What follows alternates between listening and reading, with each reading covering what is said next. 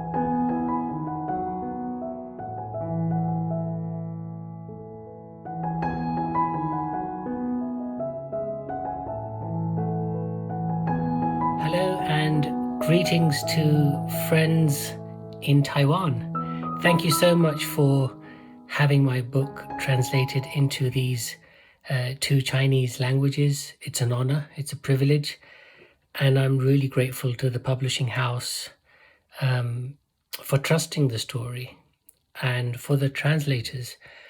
I'll not be able to read these books, but I believe in my heart that it's been executed and orchestrated by some wonderfully talented people, some extraordinarily godly people. So I'm thankful to everyone involved. I'm sorry I haven't had a chance to thank you in person, but I hope to do so one day. I've not traveled further than India in terms of eastwards, but one day I hope to do so, and thank you all.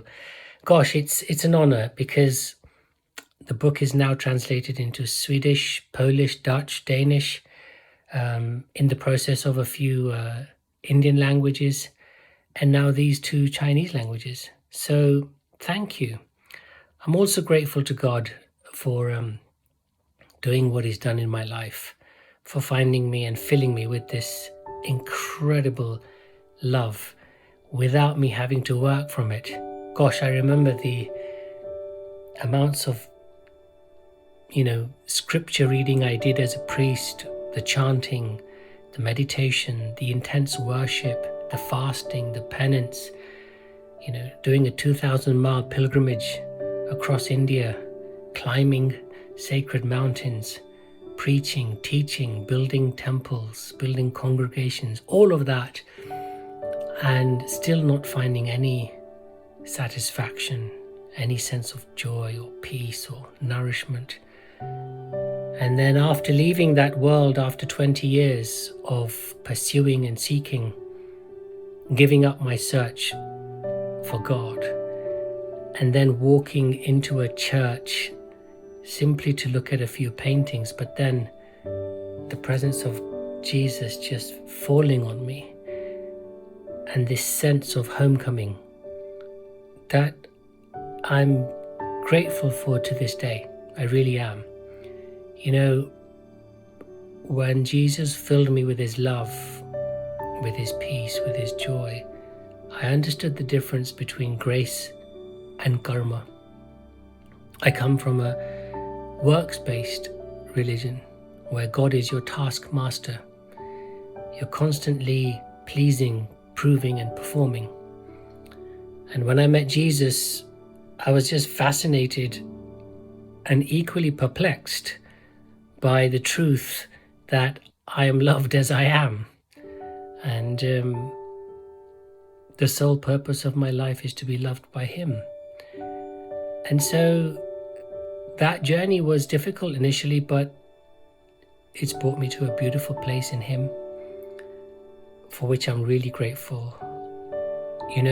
Each and every day, I am honored to be able to meet Him through grace, with His love, meet with His peace and His joy.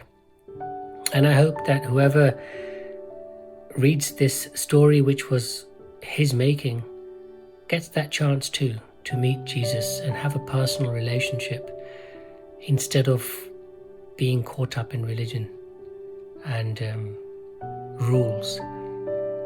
I think it's just been a great privilege to see how far and wide this story has traveled, from villages in India to the Crown Prince of Kuwait, to pastors in America, to J.K. Rowling, who also I was honored to give a copy of my book.